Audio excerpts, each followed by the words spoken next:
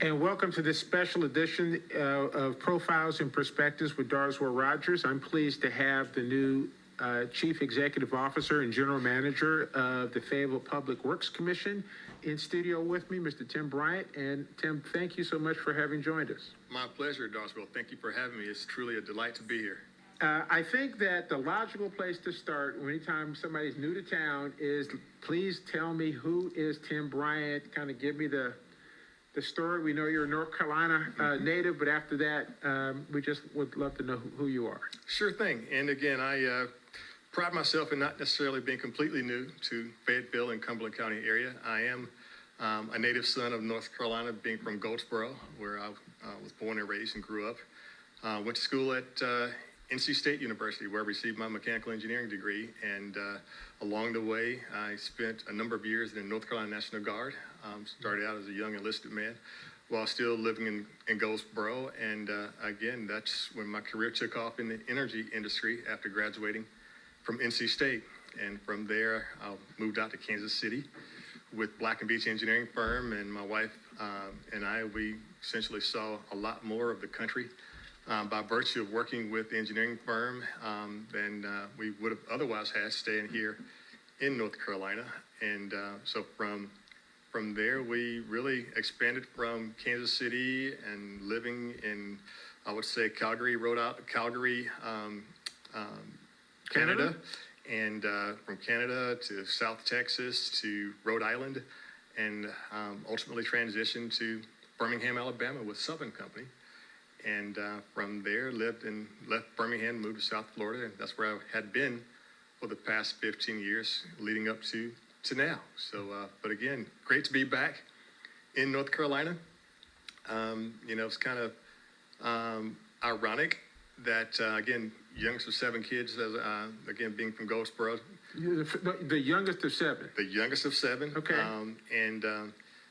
My mom, she passed away about 3 years ago, and at that time, she was like, when are you going to come back? When are you coming home? And at that time, I was like, well, Mom, I've been away for so long. I am home. Home is where I lay my hat. Exactly, yeah. You know?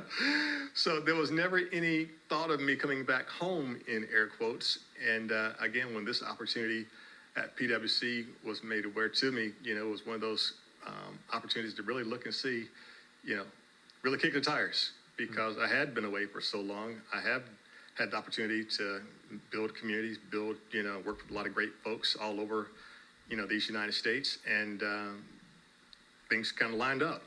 And here I am, back in North Carolina, and clearly here in Fayetteville, and looking to help move the PWC forward into the future. Awesome, great summary. So in the midst of their NC State, then you mentioned your spouse. So yes. You guys met how long ago? It sounds like you guys have been a partnership for a while. Yes. My wife Keonta and I, we've been married, I guess, 26 years. Oh, congrats. Yes, she's a native as well.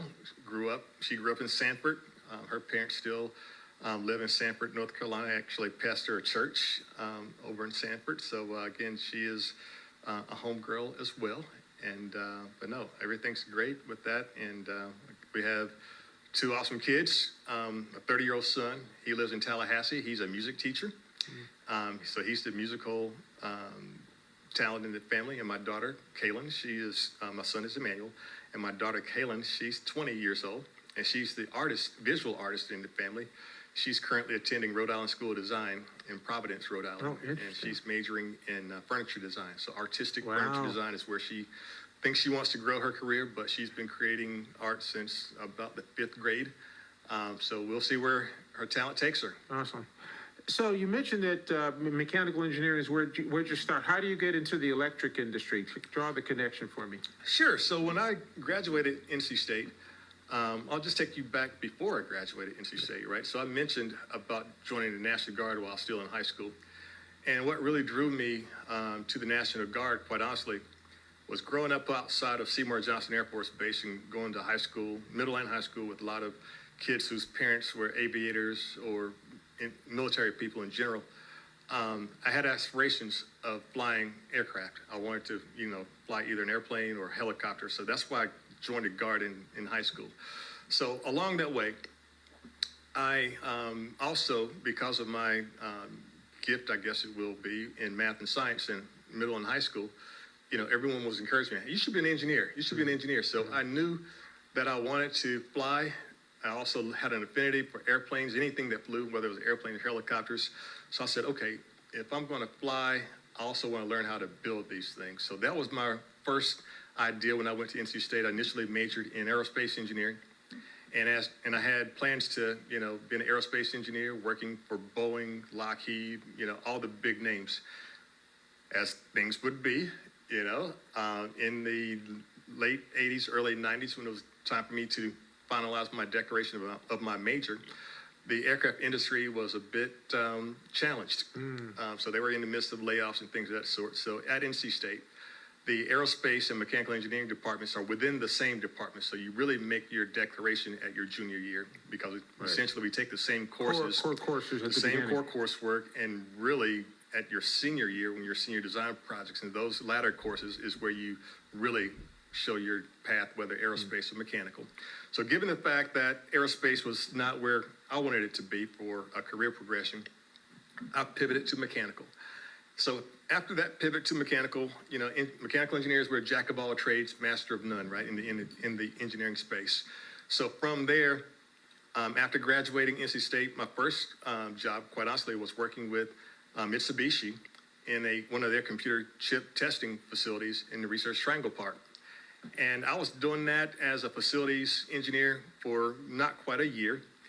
And one of my cousins, who was working for the Department of Labor at the time, had done some work with Black & Veatch in the energy space. I'm not familiar with Black & Veatch. I don't want to get too. Yeah, so Black & Veatch engineering firm, they are now one of the leading engineering firms here in the United States. They started out in the water space in their Overland Park or Kansas City offices, right downtown Kansas City. And then they ventured out from water to electrics to everything and all different spaces now of engineering, for that matter. So they were just opening up their Cary, North Carolina office in the 1995 timeframe-ish timeframe. So as I transitioned out of NC State, was working at the computer chip warehouse, and my cousin's like, hey, I just met with these folks at Black & Veatch. They just established an office here in Cary. They're from Kansas City. They do a lot of work with the paper mills and electric industry. Have you ever thought about it? Right. No, I'm good. I mean, again, at that time, newly, almost married. My wife and I had been dating for some time. And again, young, I had just completed Officer Candidate School in the North Carolina National Guard here at Fort Bragg at that time, now Fort Liberty. So I graduated Officer Candidate School and young infantry officer, looking at that particular career path. And then, of course, where I was going to take my professional career path. So I'm like, no, I'm kind of good. She's like, well, before you say no, just give me your resume. Right. So I always chided myself, I've prided myself rather in following directions. So I gave them my resume, long and short. They liked me, I liked them, and they said, oh, we'll show you how to be, an engineer. You can learn engineering space and electrical. You'll get to go out on all these great assignments. So I'm like, oh, that sounds cool. So I was in the Cary office for, I guess, the first 6 or 8 months and supporting paper mill projects from Virginia all the way into North Carolina, pretty much up and down the seaboard here. And it's like, you know what, we want to send you to Kansas City to the headquarters office for about a 1-year tour so you can really learn how we build power plants, right? Okay, all right. So my wife and I, we made the venture out to Kansas City for what was to be that 1-year tour. Got out to Kansas City and loved it. Wow. And had a great time learning not only how to design and build power generating facilities, but also, the great sense of family and the people that welcomed us into that community. And then with Kansas City being pretty much right in the middle of the United States, having the ability to go south to Dallas and Houston, go north to Chicago, obviously flying back and forth to North Carolina, visiting friends and family out in California. So it was a really great space, Darcewell. So that's how I got to Kansas City. Ended up never coming back to the Cary office with Black & Veatch because I was enamored with bringing my career in other directions or taking my career in other directions. So, but no, that's how I got into the energy space, and I've been there, goodness, almost 30 years now. Wow. Awesome. We're talking to Mr. Tim Bryant. He's the Chief Executive Officer and General Manager of Fayetteville Public Works. So let's go ahead and jump to your decision, or what is it that attracted you to coming to PWC? So I guess we need to frame, what was your job, right? What were you doing right before you Sure. came, and then what was the attraction of coming back? Yes, so as I mentioned, I had, before coming back to North Carolina, I had been away in Florida for about 15 years. And at that time, I had multiple leadership roles with Florida Power and Light Company. They're a subsidiary of NextEra Energy Corporation.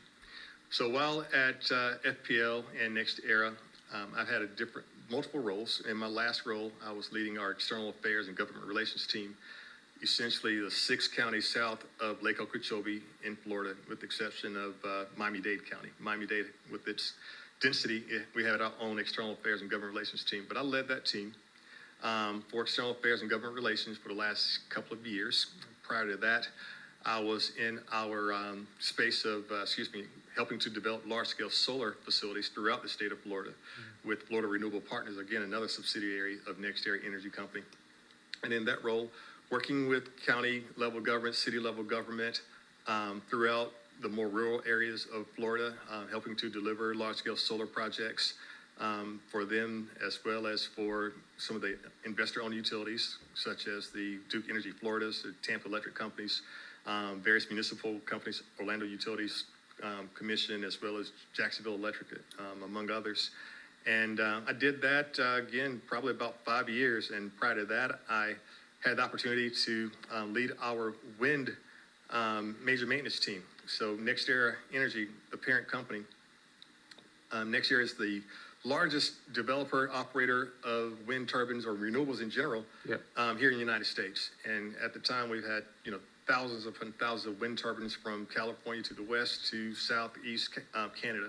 So me and my team, we had the opportunity to maintain all of those wind turbines, essentially all the major gearbox removals and replacements, wind blade repairs, and all the electronics. We've maintained the entire fleet.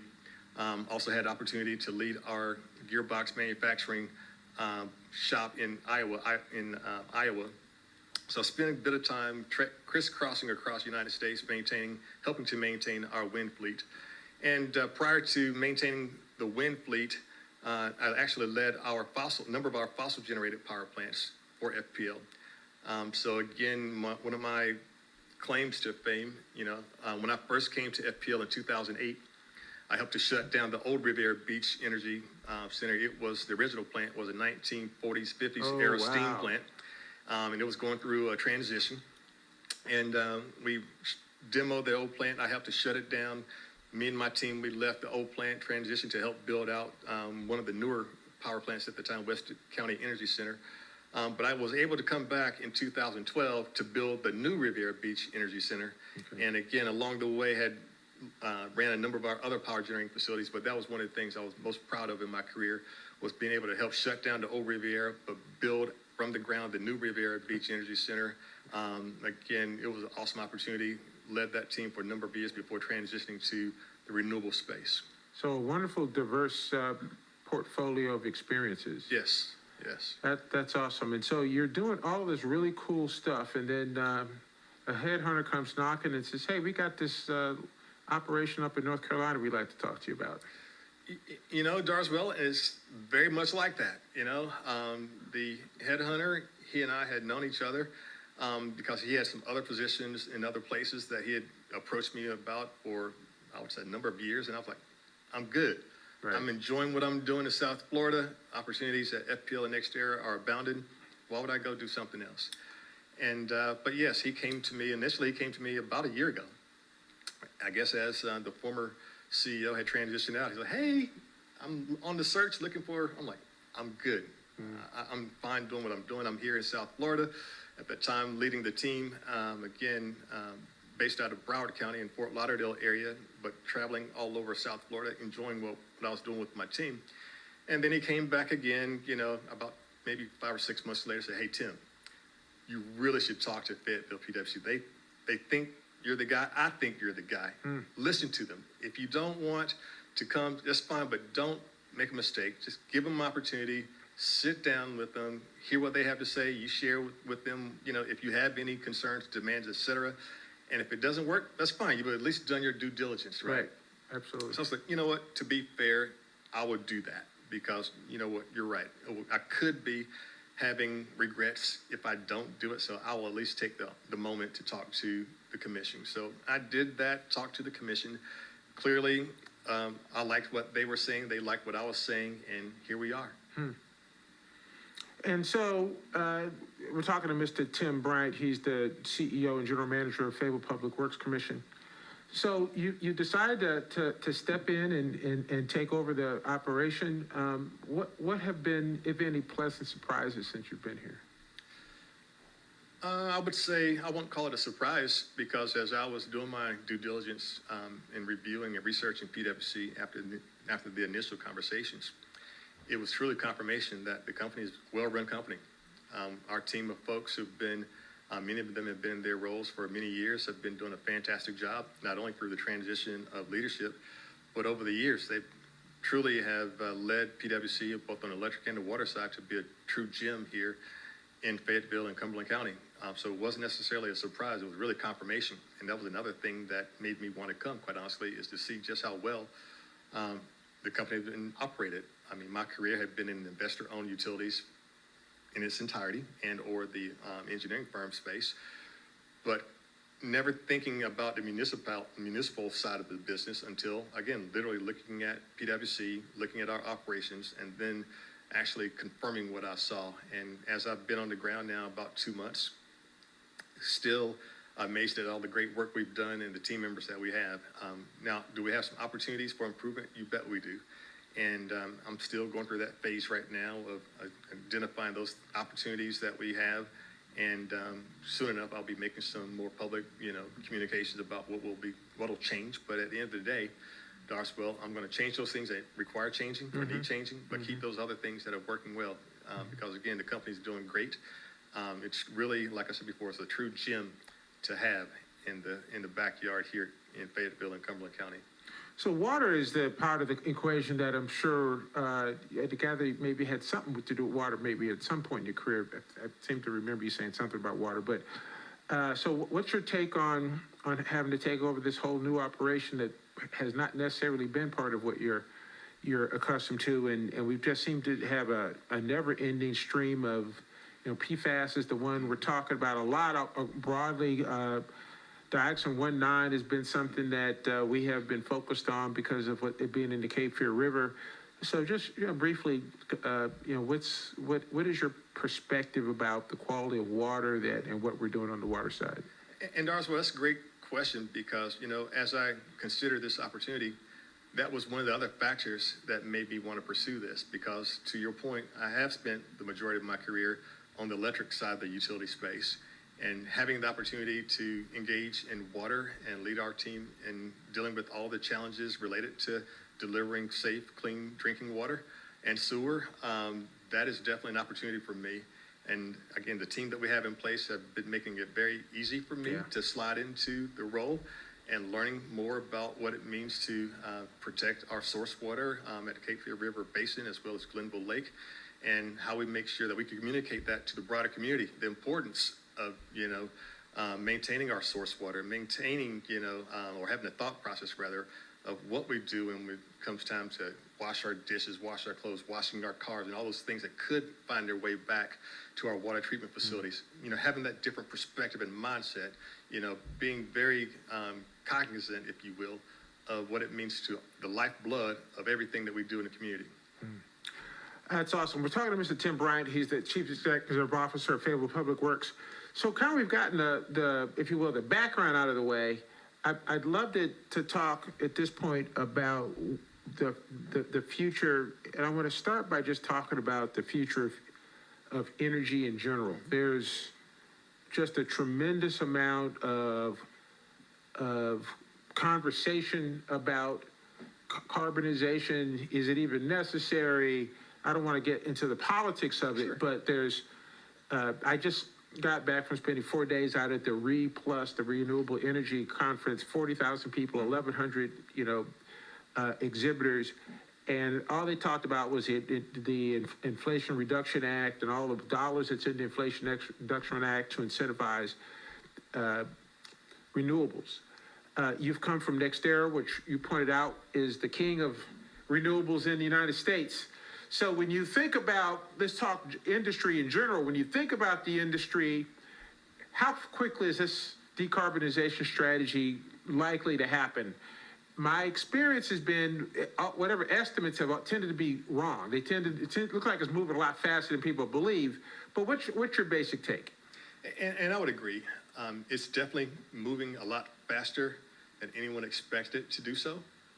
Some of our challenges, as you probably heard at that conference, as we look at delivering the next generation of clean generation, we can't necessarily rely upon all solar, right? The sun doesn't shine 24/7. So having a combination of solar with battery storage, looking at other technologies such as green hydrogen, looking at small marginal nuclear reactors. So again, all things are on the table. Now, what it means for PWC here in the near term, clearly we have a partnership with Duke Energy Progress. They supply the vast majority of our generation, but at the same time, we do have our Butler-Warner generation plant, right? Butler-Warner has been a stalwart for us for many, many years. Now, and the real question for the future is how do we meld what we do at Butler-Warner as well as our community solar projects? How do we make all that happen within our portfolio to continue to deliver clean, reliable energy to all of our customers, not only today, but also in the future? So yes, we're looking at expanding our solar footprint. We're looking at how we can bring and actually help our customers with more rooftop solar, because that's another piece of the mix as well. Again, how do we help Duke, for that matter, also bring them along? Again, the state of North Carolina has made it clear that we're all going to be carbon free by 2050. Yeah. Now, how do we all work together to make that happen? But at the same time, keeping it affordable for our customers. Because as you also heard at that conference, yes, if we do all this, by the time we want to do it, how will we afford it? So that's where making smart decisions will be very, very important for all of us in the industry as we make this transition to this carbon-free evolution. When I was on the utility board, I would some of the common complaints that I would get from customers who were very focused on operating their homes clean was, that PWC was being a challenge because, we weren't doing what they call a buy all, sell all, and maybe you can kind of explain buy all, sell all to the audience. And, to what extent do you see the utilities need to create greater flexibility? And then to what extent is either the Duke contract or regulation in the state of North Carolina making those things more challenging? And what I would say to that as it relates to net metering, primarily with our rooftop solar customers, it becomes a real balance. So the buy all, pay all, that concept is one that for many years, I guess in the burgeoning industry or the burgeoning era of rooftop solar, many utilities were buying everything that they could from those rooftop suppliers because there wasn't that big of an impact. They still had to keep a wire to their home anyway, so it wasn't as much of a challenge. You didn't have that many in the space. Now, the real challenge we have today and the challenge we're going to have moving forward in the future is as we grow more rooftop solar, we know everybody's not going to have rooftop solar. We also know that the sun's not going to shine 24/7, and furthermore, that most folks who have bought rooftop solar, they did not buy a big battery to store all that energy that they're not consuming. So they will need a connection to their local power utility, whether it's PWC, Duke, whomever their supplier is. Now, with that is where the buy all, take all conversation happens, because we still, even when they're not taking our energy or they're selling it back to us, we have to maintain that infrastructure. So the poles, the wires, my team that has to maintain the poles and the wires and the billing to make all that happen, we still have to keep things in place in order so that when they do want our power, do they want other utilities' power, that it's there. So we can't put our head in the sand and say, we'll just, not charge you, rooftop solar customer, because you're generating some portion of your power and we won't charge. But no, because then you're actually subsidizing them with those folks who don't have rooftop. And typically the folks who don't have rooftop solar are the ones who really can't afford it. That's right. And we know those folks who can't afford it, they're also the same ones who can't afford to put new windows in their home. They can't put new insulation in their home. They can't do all those other things to make their homes more energy efficient. So they could become subsidizing the rest of our customer base. And therefore, that's why we can't just have that mentality of you rooftop solar customers, we'll pay you at whatever rate that you're generating, because no, we got to maintain the infrastructure. We can't subsidize one customer base for Right. another. That's awesome. It's actually spot on. I mean, I know, and I don't want to get too wonky for the audience that might not follow exactly where we're going with this thing, but the notion that you need to have a facility fee, which is there's got to be a fixed cost of the bill that's going to cover the infrastructure, and then the cost of energy flows separate Absolutely. from the cost of infrastructure. So you've got to be able to pay. Because when somebody wants to flip the light switch, they want that thing to come on. They don't want to hear any explanations, and that's why sometimes the bill has to go up. Absolutely. There's just no getting around it. And again, the team, we've done a great job of maintaining our bills, maintaining our rates. PWC, we're proud Yes. to say we are some of the lowest, have some of the lowest energy rates here in the state, not just among the municipal Right. generators, but of all generators here in North Carolina. So again, I'm very proud to say that we do have some of the lowest rates, and we don't get enough credit for that, quite honestly, Darswell. And people, they don't appreciate that, again, unless you're coming from some of the higher That's rate, right. Areas of the country, whether it's Northeast, California, some of these other places that have true rate anxiety. They come here and they're like, what are you talking about? Having lived in California and in the Northeast, I can attest to the fact that we've got great rates. What I'd love to do is to give our listeners an opportunity to dream with us a little bit here, because there's some things that I kind of have been absorbing, and ironically, when I have kind of envisioned a completely new reality, I frequently use NextEra in my example because of how forward thinking it was. But I want to start with this whole notion that was, again, I was at the Renewable Energy Conference. There was a tremendous amount of conversation about virtual power plants, where the notion, and they're specifically saying in the state of California, they're basically telling, Pacific Power, like, hey, we don't want you to build any more plants. We're going to, and with the Inflation Reduction Act having given such tax incentives for conceptually a landlord to be willing to put smart appliances in a rental apartment, and obviously a smart thermostat, and then you've got the smart meter, that the idea is, hey, we can get the communities to generate their own power, whereby utility Duke, if you will, you don't have to build another power plant. And then there was a gentleman from Duke whose name eludes me, but he was the guy in charge of renewables, was throwing out a structure for how you could get a landlord to finance it. And I'm not going to get too wonky with it, but they think they can finance the meter instead of financing the customer. Right. And as a result, conceptually, you can get this whole thing financed. And at which point, hey, we can go to everybody here in town and say, hey guys, have you got space on your roof? And certainly the big box retailers and this, that, the other. And we could power the thing, and all, utility, PWC or Lumbee or whoever around here will capture the information. How crazy is that? Let's just put it that. How crazy, and if it's not crazy, how far away from it not being crazy? It's not crazy at all. It's Okay. really just a change of mentality and mindset. Okay. But to your very first point, is getting the landlords and those property owners, if they maintain a lease for other customers, to buy in and help them with the financing. That's always a challenge, Darswell, whether it's, again, helping to reduce the energy consumption, whether it's in a multi-family home or business, or even in a single-family dwelling, is how do we make those investments? How do we finance getting, again, whether it's new windows, new insulation, new roof, rooftop solar panels? How do we finance those things to have a smaller energy footprint? And it becomes a challenge. Again, landlords, to this point, they haven't had a real incentive. That's right. To make their properties more energy efficient, because they get the same rent regardless. Yeah, and they're not paying the electric bill. So why And bother? They're not paying the electric bill. Why bother? And if they do make those investments, they're going to increase rent rolls. And of course, if you have a family that's already struggling to pay rent because they are living in an energy inefficient property, they're going to be challenged with being able to pay that new rent. So therein lies that vicious circle and cycle of how do we help make that cleaner and easier for the landlord and get them to buy in, so that, yes, we can deploy a lot more smart devices into these properties, into these spaces, that at the end of the day, it requires the PWCs and the Duke Energies of the world to generate far less power. We can deploy more big batteries or small batteries at the local levels or even in our substations to be able to maintain electricity in those homes and businesses 24/7.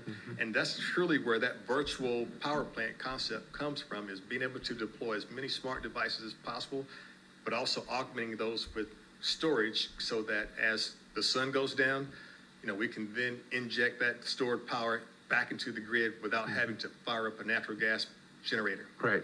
So for the audience, I want to just paint a little picture here, and then we'll keep moving. So imagine a scenario, to keep the simple, we'll say you live by yourself. You got your smartphone, and you got a Tesla or some other sort of electric vehicle. So when you've got, your house is completely smart. Everything is in there smart. So when you pull away from your house, the house knows you've gone. So the house is like, well, he's gone. So I can kind of start shutting down some stuff around here. I'm going to increase the thermostat up. I'm going to turn all this stuff off. I'm going to just shut down to some sort of bare minimum, like the refrigerator and a couple other things. Correct. And I'm just going to keep it on the down low, if you will. And by the way, I can sell that energy in my battery back to the utility. And as you start coming back toward the house, I better adjust the thermostat up a little bit. And move this whole scenario back to the way that you would like to have. Yes, and again, that, as far best as that sounds, it's not that far in the future. That's what I love. It's a matter of, the telemetrics and the communication protocols between whether it's that smart vehicle and the smart devices, and making it all work. Now, again, the challenge, and cost effectively. It has to be cost effective. A lot of those technologies are already in place for folks who can afford it. Right. But that's the bottom line. It has to be affordable. If it's not affordable, we can't roll it out to the masses, and that's where the real challenge comes in. I happen to if it wasn't today, it was in the last few days. I think it was at your maybe board meeting yesterday that you all reviewed. Did you guys from GNS, which were in? GDS Associates. GDS, thank you. Yes. The GDS guys were in. And you were kind of talking about, hey, where are we relative to Duke and their relationship? We know Duke is very focused on attempting to manage this carbon question as well. My memory also is that, there's certain restrictions in the Duke contract in terms of us incentivizing our customers to do things. Of memory, unless things have changed, we can't go out and say, hey guys, you should consider doing A, B, and C in a kind of proactive way. I know, first off, these are board decisions that you're going to be implementing on, but if you just were to think forward in terms of our relationship, how do you kind of see, and it doesn't have to be specific because you're still learning, but how does this thing play out? How do you think it plays out? Yes, under the terms of our contract with Duke, and even helping Duke to achieve the carbon reduction plan that's in front of them, is, again, the known technologies we have today that we have line of sight to, that we know are cost effective. So again, community solar, how do we help deploy more of that? How do we deploy more batteries along with the community solar that we're building or have already built, right? And being able to better communicate what we have on the ground with Duke, who's our primary supplier. So one of the appreciations I have, not only being a former employee of an investor-owned utility, but also being on the space of operating a power generating facility, working to deliver large-scale transmission lines for utilities and tying all these solar and intermittent generation assets together is a huge appreciation for the fact that when the sun goes down or there's a big cloud that comes over or in an overcast day like what we have today, those systems can be challenged with the movement of those electrons in and on that system. So to have a big interruptible supplier, on the line, or have a big battery that comes in and out without being able to better communicate that to the primary energy supplier becomes a challenge, and we recognize that. But it's not something that we can't get beyond. It's a matter of, again, telemetrics, communication protocols, and it shouldn't prevent us from being able to deliver more of that to our customers. And that's where we are right now with helping not only Duke, but across industry. How do we better manage renewables in our grids and make sure that we maintain the grid in a safe way? Awesome. So we're talking to Mr. Tim Bryant. We just got a couple of minutes left. I want to think about the question related to, when you have an industry that's going through the sort of disruptive changes in the amount of investment that people are going to have to make if they're going to stay on top of this, inevitably what happens is that there's consolidation. The small guys typically don't have the dollars to make it happen. It's not going to matter whether or not you're a co-op or you're a municipal or if you're an investor on. If you're a small guy and you haven't really kind of been forward thinking, you're probably going to be hard pressed because you've got all these for-profit enterprises that are, nipping at the utilities customer base. Can you ever envision a scenario where I'll just say a municipal could end up expanding its footprint? It doesn't have to be, whereby they decide that they're going to be a buyer and acquirer of utilities, because at some point, one way or another, as you know, there's been a lot of interest in people wanting to buy PWC, Right. but how about the flip side of it, where PWC is like, you know what, city council, this is your jewel asset. Maybe we should be thinking about how to enhance your jewel. Absolutely. By becoming an acquirer versus just sitting here waiting for somebody to come along and convince you to put a big number on this sucker and take it. Absolutely. Again, one of the first thoughts that I had, quite honestly, Darceville, as I approached the new position here is how can PWC, being the jewel that we are, not just necessarily serve our Fayetteville customer base, but how do we, perhaps look beyond our current boundaries? Yeah. How do we bring our message about how we deliver our services? Number one, let me back up. We've got to continue to deliver clean, reliable, cost-effective, because if we're not doing that for our current customer base, Nobody else going to want you. no one's going to want it. That's right. That's And right. that was one of the opportunities that I saw a lot of when I lived in South Florida, being an employee of Florida Power and Light Company, particularly as I was driving across the great state of Florida, delivering large-scale solar to other communities who were not FPL customers. Their first question out of their mouth was, how can I become an FPL customer? Because they knew that FPL had the lowest rates in the country at that time. They knew of FPL's story around reliability. So yes, in order for us to venture beyond our current boundaries, we have to be clean, safe, reliable, and cost effective. But yes, to your point, that is something that is definitely on my mind and becomes a conversation, quite honestly, with our board as well as the city council and those other stakeholders about how do we make that happen? Because you're right. We have an awesome product, a great handful of services and solutions, and it will be, I would say, a challenge on our part, or it will be a description on our part, not to bring that to other communities who need it. That's awesome. I'm just thrilled by and I just want to give great kudos to our board at the utility for having found you. Thank you, sir. I have been such a big advocate for thinking beyond the box and recognizing the fact that, PWC is just an example of some of the great assets and people that are in our community. Yes. It's the one that people probably know more about than many others because it touches everybody's life, and it's so incredibly valuable. So I'm excited about what you have to say. I mean, this is in effect the new reality, and it's, I go so far when I'm talking to clients in this space, because it's just a space I operate. I said, you're now an energy management company. You're not a utility. Yes. You're an energy management company. Yes. And I draw that notion going to another industry, the automotive industry. 6-7 years ago, Ford Motor Company said, we're not an auto company anymore, we're a mobility company. Yes. They're in the mobility business. Yes. And you're in the energy and the water or the resource management business. Absolutely. Period, full stop. Absolutely. The days of the old stodgy utility from 30 plus years ago is no more. Yeah. Again, we can't and we won't operate that way. We haven't operated that way for a long time, and we can't if we want to survive and continue to deliver for our customers, not only today, but looking at this energy evolution that's in front of us. We can't rest on our laurels at all. That's awesome. So any final thoughts from you in terms of, this conversation, what you've seen or experienced in town, or just some messages for our listeners who happen to be your customers? Sure.